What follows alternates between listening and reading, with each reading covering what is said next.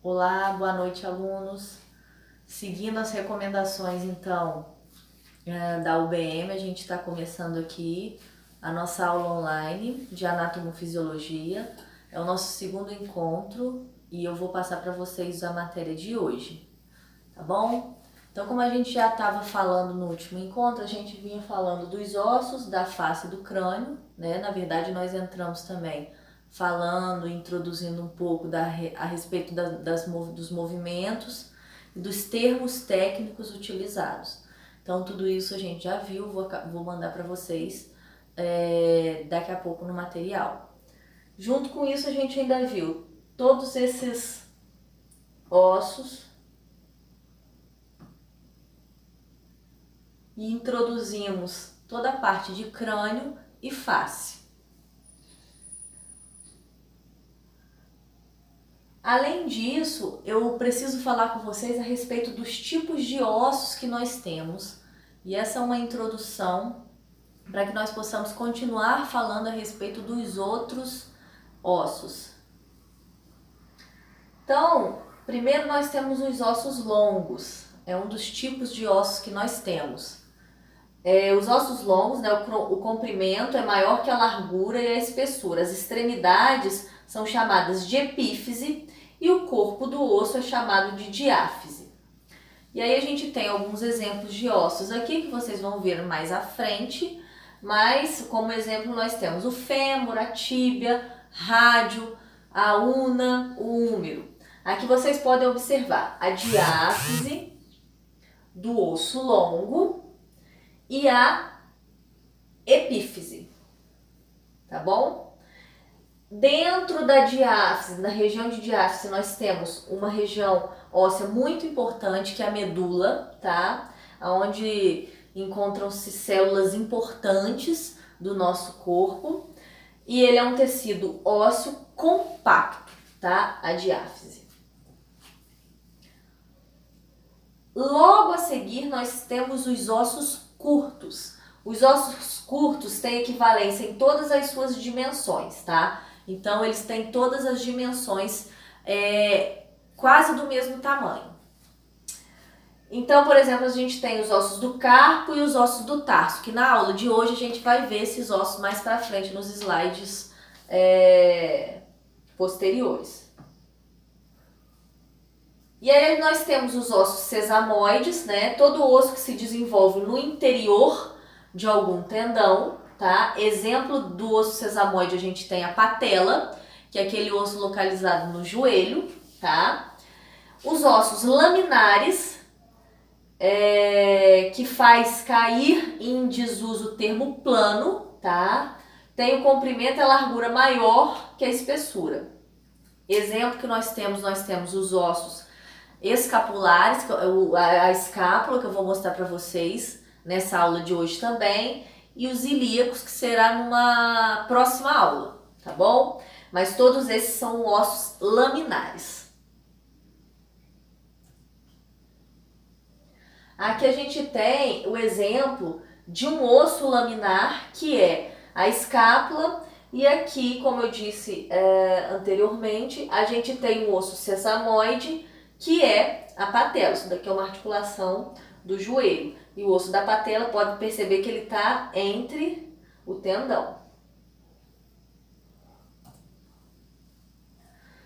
Ossos irregulares, que não têm equivalência em nenhuma de suas dimensões. E aí a gente tem as vértebras do sacro, que nós vamos ver nessa aula também e que vai estar apresentado mais à frente. Os ossos pneumáticos, que são ossos irregulares localizados no crânio e que apresentam cavidades que contêm ar. Aí a gente tem como exemplo os ossos frontal e maxilar, que são ossos que a gente já viu na aula passada. Qual é a função do sistema esquelético? Quais são as principais funções, então? Por que dos ossos?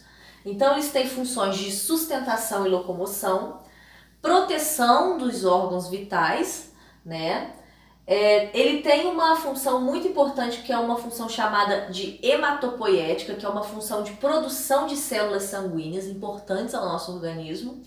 e ele também é uma reserva de cálcio.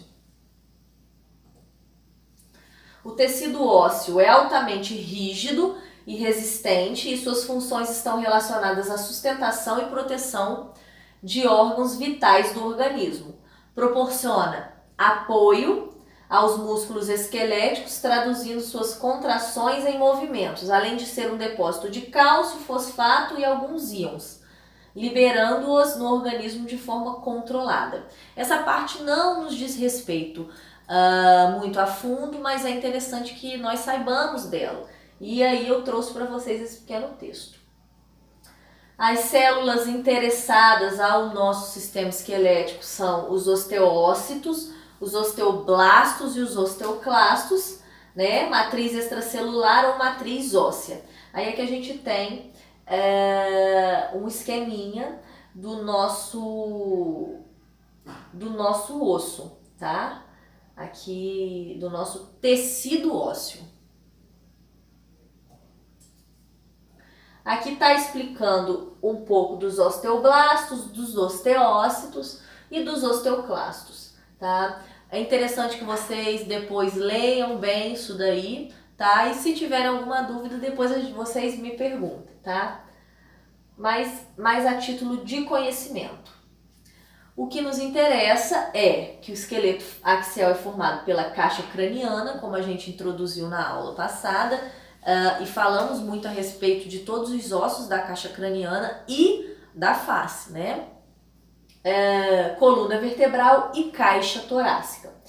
Isso é a formação do nosso esqueleto axial. No esqueleto apendicular, nós compreendemos a cintura escapular, né? Que eu acabei de mostrar para vocês os ossos da escápula, formado pelas escápulas e clavículas. Então, a cintura escapular ela é formada pelas escápulas e clavícula. Cintura pélvica, formada pelos ossos ilíacos da bacia, né, entre aspas, aliás, entre parênteses, desculpe, e o esqueleto dos membros, que são os superiores e inferiores.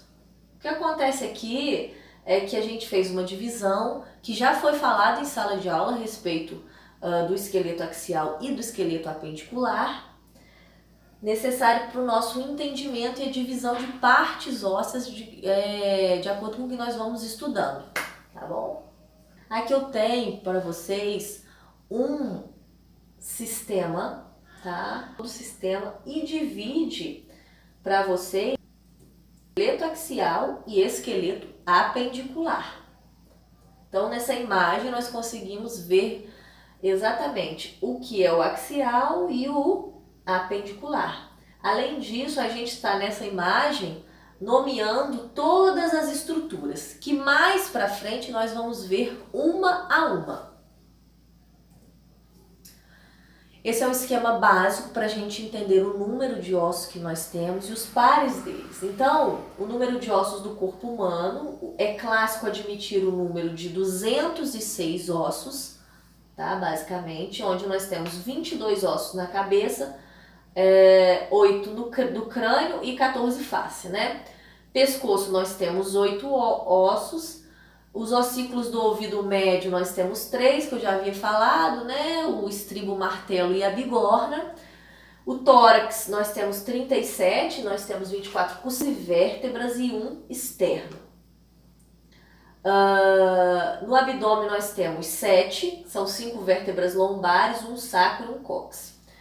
Nós temos no membro superior, cintura escapular, braço, antebraço, mão. Membros inferiores nós temos 31, né, que são cintura, pélvica também, coxa, joelho, perna e os ossos dos pés, que fazem dar esse número volumoso de ossos, tá bom? Então depois vocês olhem também a respeito dessa tabela aqui para identificar a quantidade de ossos que vocês têm no corpo, no esqueleto. Mais uma vez, uma imagem mostrando, e aí eu preparei um slide para vocês colocando bastante figuras e imagens para que vocês possam associar. Nessa parte da anatomia é muito importante que vocês consigam enxergar todo esse esquema e essa montagem do sistema esquelético, tá? Primeiro a gente já tinha visto, nós falamos na aula anterior a respeito dos ossos frontal, do osso frontal, na verdade ele é um só, me desculpa. Aqui a gente tem a imagem do occipital, e aí eu coloquei ele para vocês de uma forma mais didática e vou mandar esse material também, tá? A gente tem o forame magno nessa região aqui, bonitinho rodando para vocês. O temporal, que são na verdade ossos pares, né? Também de uma forma mais didática para que vocês consigam observar melhor esse osso. O parietal, o esfenoide. Estou falando novamente, só citando esses ossos, porque nós conversamos deles na primeira aula que nós tivemos, ou na segunda, não me lembro. Mas nós já falamos desses ossos e eu tô só repassando para vocês para que fique um conteúdo mais completo e a gente siga uma linha de raciocínio. Então a gente tem o osso esfenoide, que ele é um osso que está mais interno, conversamos isso. Os zigomáticos, né, que são ossos pares também. Falamos da mandíbula, que é o único osso móvel da região da face. O lacrimal, falamos das conchas nasais, do osso nasal, falamos do palatino, né, que na verdade também são ossos pares. O osso hioide, ele não foi falado, mas ele é um osso que se encontra na região anterior do pescoço, na região na cervical realmente, né? Mas na parte anterior. A gente pode ver ele aqui na imagem, que ele está na região anteriorizada. Se eu pegar essa imagem e virar, vocês vão ter a imagem do osso hioide. Ele é um osso também que não está fazendo articulação com nenhum outro osso, mas ele tem uma função muito importante na deglutição.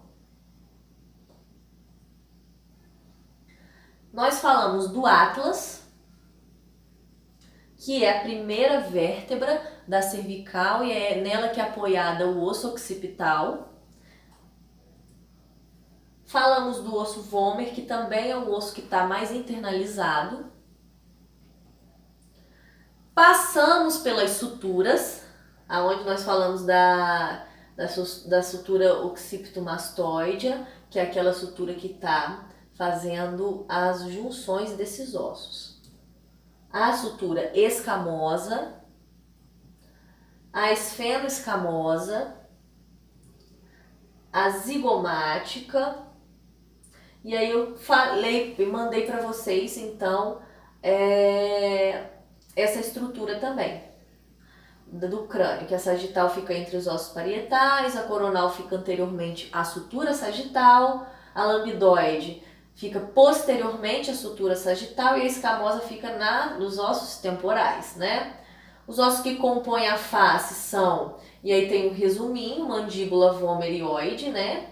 Que são ossos ímpares. Aí a gente tem os grupos pares, que são os ossos maxilar, palatino, zigomático, concha nasal inferior, lacrimal e nasal, que é o superior. Outra imagem para vocês também conseguirem entender sobre as suturas, e aí a gente tem uma particularidade do bregma, que é aquela junção, né, da sutura sagital com a corona. Isso a gente tem o foro parietal para saída, né, abertura para saída da veia emissária. Novamente, as suturas, isso depois eu vou retirar, falando de cada uma delas. E aí nós entramos então na parte inicial que nos interessa da aula de hoje, que é a respeito de toda a parte de tronco dos ossos e caixa torácica. Então a caixa torácica ela é formada por 12 pares de costelas. Vocês podem observar aqui, a gente tem uma caixa torácica, né? E aqui dentro a gente tem os órgãos, e a caixa torácica ela tem a função de realmente proteger os órgãos, e ela é toda estruturada para a possibilidade da respiração, do ato de ventilação, né? E ela é um pouco mais móvel, ela tem uma mobilidade exatamente por conta dessa movimentação necessária para a entrada e saída de ar. Além disso, ela é uma caixa responsável por proteger todos os órgãos ali. Ela é um gradil costal, né? Então a caixa torácica é formada por 12 pares de costelas, né? E nós dizemos que 7 são verdadeiras. Por que essas 7 são verdadeiras? Porque elas se articulam diretamente com um osso muito importante que faz parte da caixa torácica, que é chamada de esterno. Esse osso que a gente vê aqui na imagem, né? Então, as 7 primeiras costelas, elas se articulam diretamente com o osso externo. E aí, abaixo dela nós vamos ter 3 costelas falsas, que elas não se articulam diretamente com o externo, tá? Que elas estão aqui.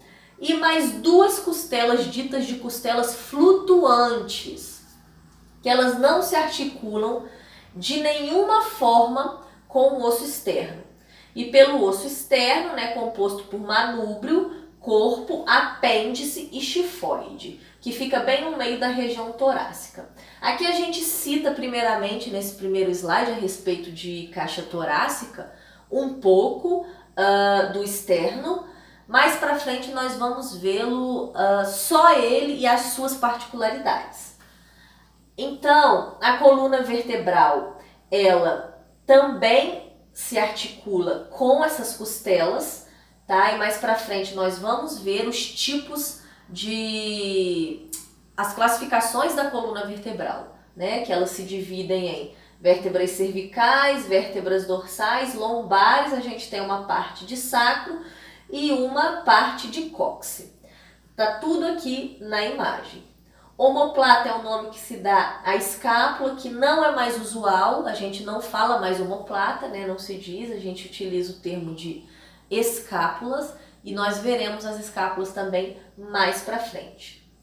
Mas iniciando, nós temos então as costelas, que são em 12 pares, 7 verdadeiras, 3 falsas e 2 flutuantes. 7 se articulam com o externo, 3 não se articulam diretamente com o externo, mas elas também têm ligação e acabam se fixando, e 2 flutuantes que não se articulam de forma nenhuma com o externo. Aqui nós temos então uma costela, tá? Uma imagem mais ampliada da costela, onde nós temos uma costela para vocês entenderem todas essas suas partes, as particularidades de cada costela dessa. Então a costela ela possui uma cabeça, tá? Ela tem colo, face articular superior para o corpo vertebral e face articular inferior para o corpo vertebral. Então essa região da costela, ela se articula diretamente com o corpo da vértebra. Volto um pouco aqui, vocês entendem que aqui a gente tem o corpo vertebral, que já foi falado na aula, e aqui a região de espinha. As costelas, então, elas têm uma região que se articula diretamente com o externo, e a face posterior, olhando nessa imagem, está articulando diretamente com o corpo vertebral. E aí a gente tem o nome de face articular superior para o corpo vertebral e a face articular inferior para o corpo vertebral. Face articulada para o processo transverso da vértebra também. Os tubérculos, que são essas proeminências. Aí que a gente tem o ângulo e o sulco costal. Então, na verdade, essa costela aqui, essa região aqui é na parte posterior do corpo, essa daqui fica na região anterior. Aqui a gente tem uma imagem melhor, onde a gente consegue ver as costelas de modo lateral, se articulando com o externo e se articulando com o corpo das vértebras. Novamente uma imagem que melhor vai mostrar pra gente essas articulações. Então a gente tem uma costela ligando diretamente aqui, estão vendo? E aqui a gente tem, tá vendo? A região de corpo, como eu falei, ó, face articular superior para o corpo vertebral e a face articular inferior para o corpo vertebral. Nós temos essas costelas se articulando aí. E aí nessa imagem a gente consegue ver muito bem. Além disso, a gente ainda tem uma visão dos nervos intercostais.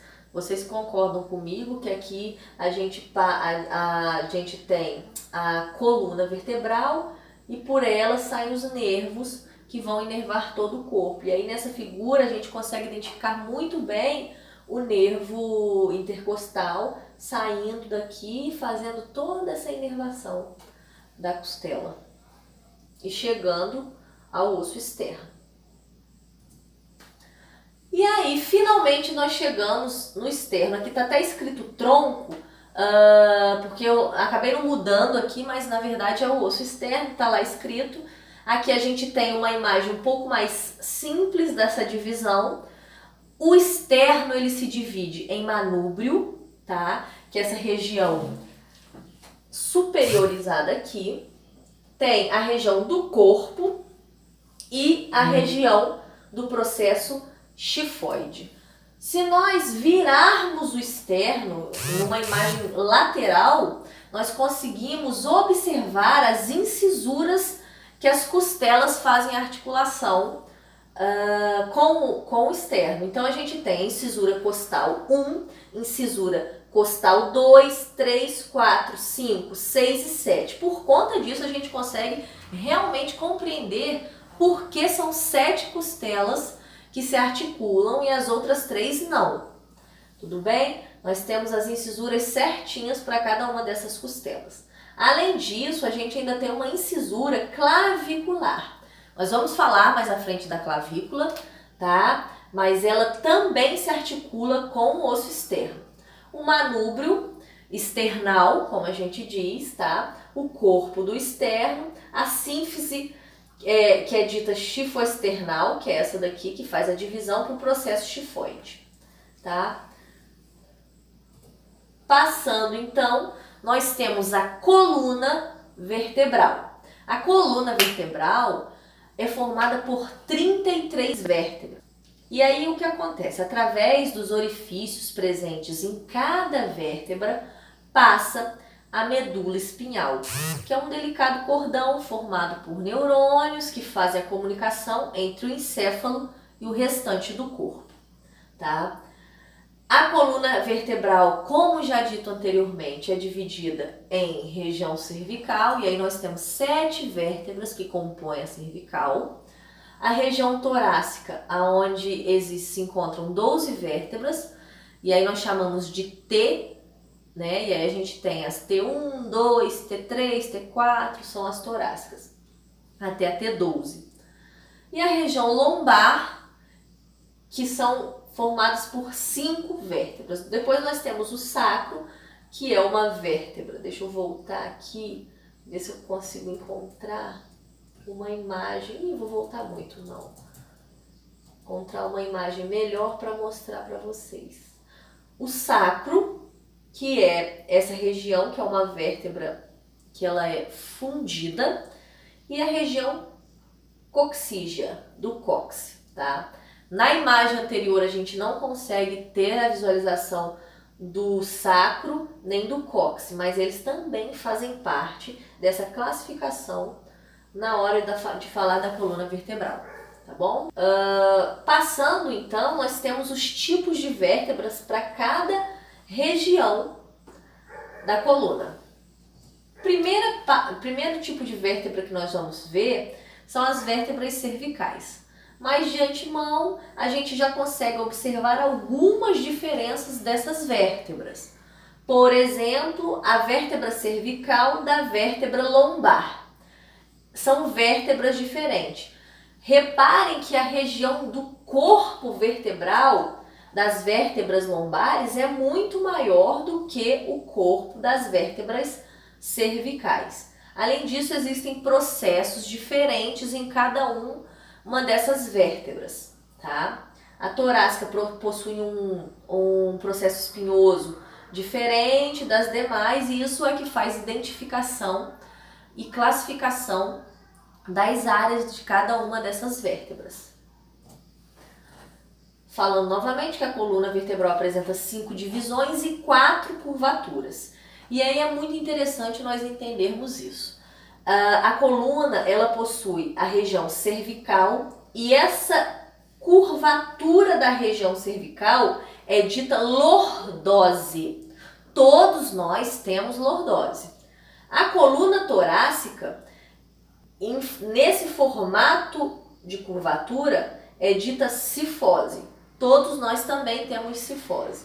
A lombar é lordose por conta dessa maneira de curvatura. E a coluna sacral, nós temos uma cifose. E o movimento de antero e retroversão do sacro, que também se movimenta. Olha só, então nós temos lordose e cifose durante todo as áreas da nossa coluna. Quando esses ângulos se acentuam mais, a gente acaba tendo hiperlordose ou retificação desses ângulos, ou hipercifose ou retificação desses ângulos. Isso tudo pode acontecer. Então, por exemplo, quando a gente tem a cervical muito angulada, muito fechadinha, esse ângulo aqui mais fechado, nós temos então uma hiperlordose, tá? Quando nós temos a torácica muito angulada, nós temos a hipercifose. Quando nós temos a lordose muito angulada também, a gente tem um aumento dessa curvatura que vocês percebem nesse desenho aqui, nós temos uma hiperlordose. E se a gente não tiver essa curvatura, que isso aqui estiver reto, a gente vai ter uma retificação da lombar. Por que a gente está falando disso?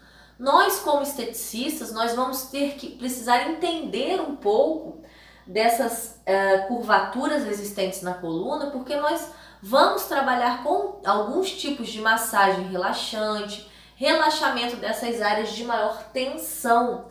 E geralmente as áreas de maior tensão no nosso corpo são as áreas de cervical e de lombar. Por isso a gente precisa entender quando os nossos clientes vão ter alguma acentuação no ângulo na coluna vertebral. Outra diferença no ângulo que pode ser percebida na coluna vertebral é essa lateralização. Porque a coluna, ela é vista dessa maneira aqui, mas quando a gente vira ela, se eu virar a cabeça dele aqui, vocês observarem os processos espinhosos, é preciso que a coluna esteja retinha. Quando a gente passa para esse segundo slide, a gente consegue observar que a coluna está fazendo um S. Esse S não é fisiológico. Anatomicamente falando, ele não poderia ser dessa maneira. E aí, nós chamamos essas curvaturas, essas gibosidades de escoliose. Aqui nós temos alguns exemplos. Por exemplo, uma curva torácica ou uma curva tóraco-lombar, que está pegando toda a região torácica e lombar, ou apenas curvatura na lombar, ou curva principal dupla, onde a gente tem uma mistura, né, em várias áreas da coluna. Passando então por isso, pelas divisões e curvaturas, nós entramos na região, na coluna vertebral, na região das vértebras. E a primeira vértebra que nós vamos falar, as primeiras vértebras que nós vamos observar as suas características e estruturas, são as vértebras da cervical. As vértebras cervicais são as mais superiores da coluna, né? E a primeira vértebra cervical está diretamente ligada com a sustentação da cabeça. Não é à toa que o Atlas, que é a primeira vértebra, ele segura, ele apoia o osso occipital, é a base do crânio. E aqui nós temos as descrições anatômicas dessas vértebras. Como a gente consegue observar isso? Nós temos a primeira vértebra, chamada de atlas, e aí a gente consegue observar a face articular inferior para o áxis, tá? E o tubérculo anterior, o forame vertebral, todas elas vão apresentar que por dentro do forame ali vai passar a medula, todas as inervações, e são os forames aqui, é pelos forames que se passa isso.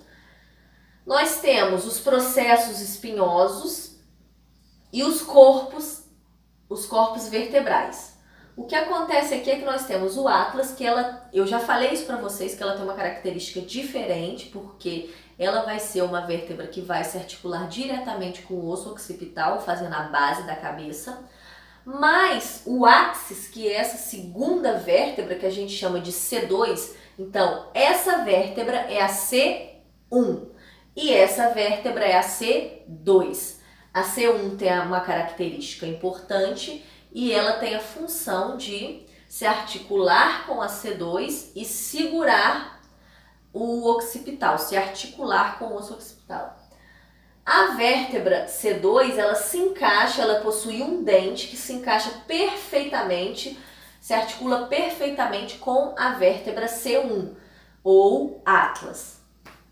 A vértebra C2 é chamada de áxis, ela tem os processos transversos também, diferente do processo transverso da atlas, né? Mas eles não deixam de existir, eles estão aí. A gente tem a face articular superior para o atlas, essa face articular posterior para o ligamento transverso, o processo espinhoso, os processos articulares inferiores e os processos transversos.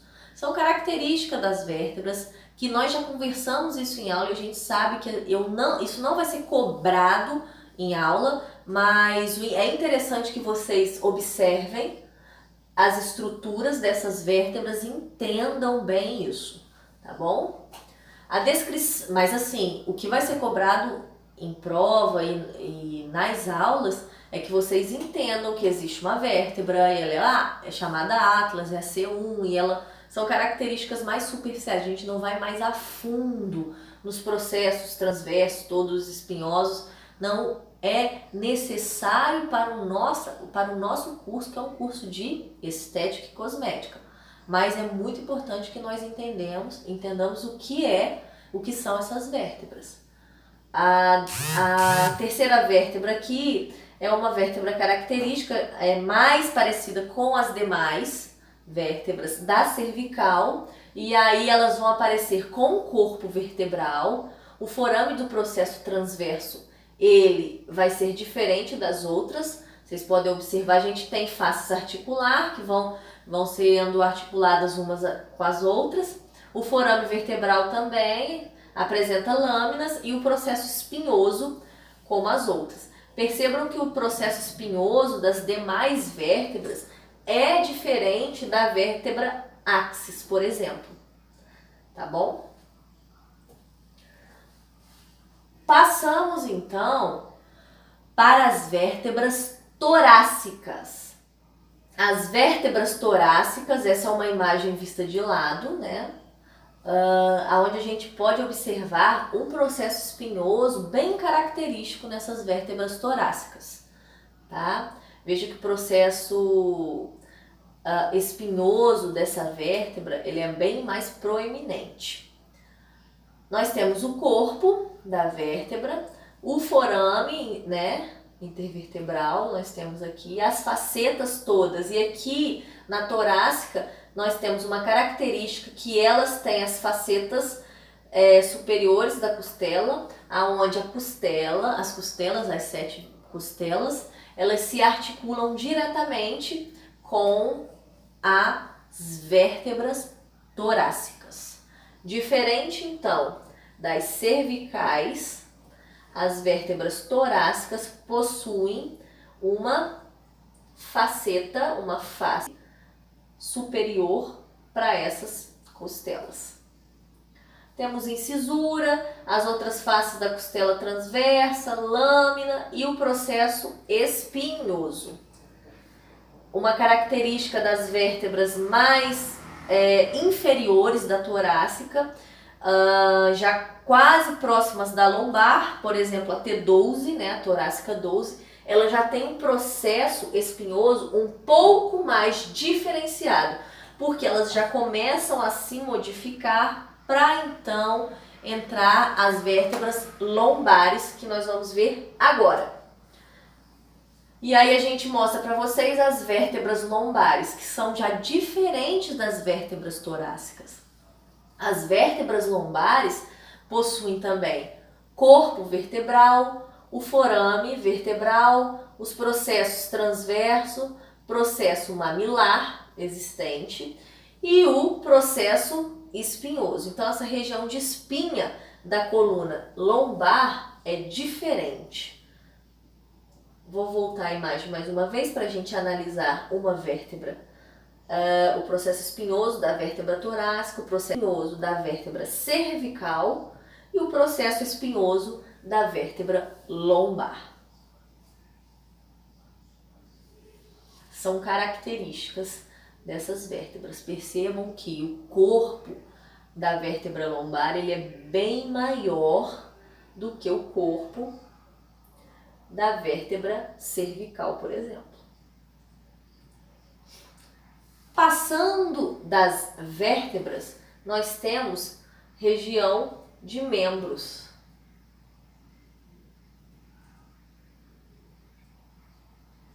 Mas antes de falar dos membros, eu vou mostrar para vocês a parte da clavícula. Então, esse desenho, apesar dele estar bem para cima, ele é interessante de se mostrar, a gente consegue observar bem. Aqui nós temos, então, a escápula, que é esse osso aqui atrás, tá? Junto com ele, articulando com a escápula, vocês percebem que nós temos a clavícula.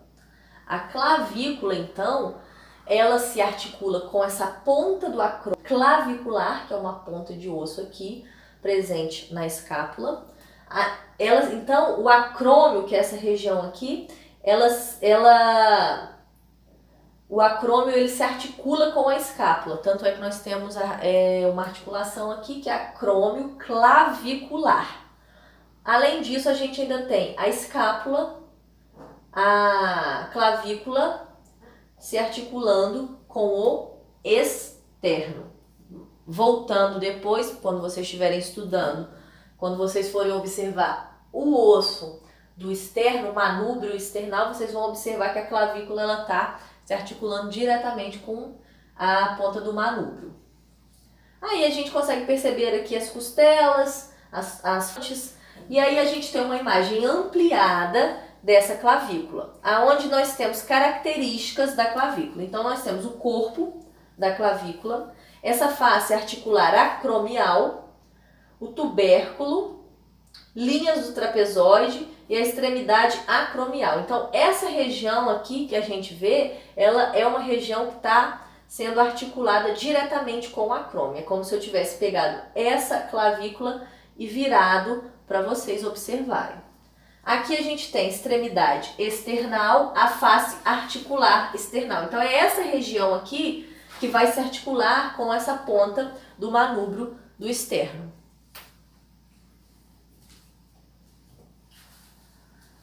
Passando por isso, nós temos a escápula. A escápula é um osso posterior. Ô, Érico. A escápula, ela é um osso que fica na região posterior.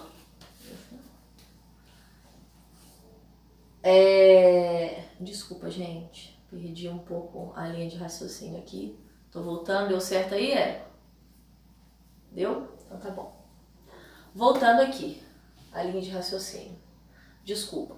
Nessa imagem a gente consegue observar melhor. Então, a escápula ela tá atrás, na região posterior, próxima às costelas, tá? Ela se articula com o húmero, que é o osso do braço, e aí ela tem as suas características, tá? Primeiro nós temos a espinha da escápula.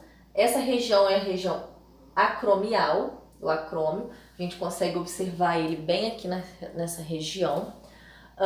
Nós temos o processo coracoide, fossa supraespinhal, cavidade.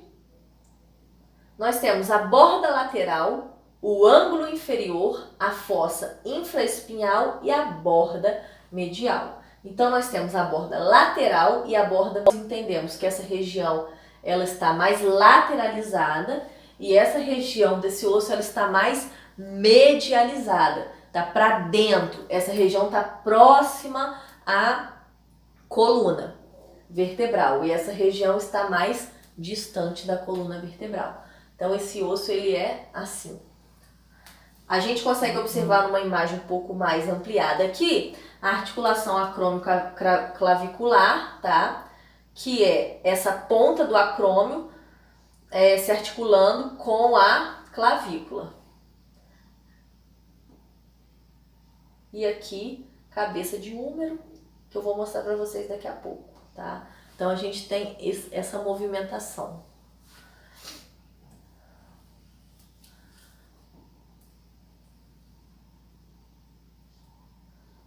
Falando então de clavícula, falamos então da escápula, nós fechamos então essa região. Então nós temos a região das costelas se articulando com o acrômio e se articulando com a coluna. Falamos de todas as vértebras, né? E classificação por região da coluna vertebral. Além disso, nós vimos a região de escápula e a região de clavícula. Por enquanto, nós vamos dar... E aí, na próxima aula, nós vamos falar a respeito dos membros superiores e membros inferiores. Vou passar para vocês essa aula que a gente viu hoje e até a nossa próxima aula. Beijo para vocês!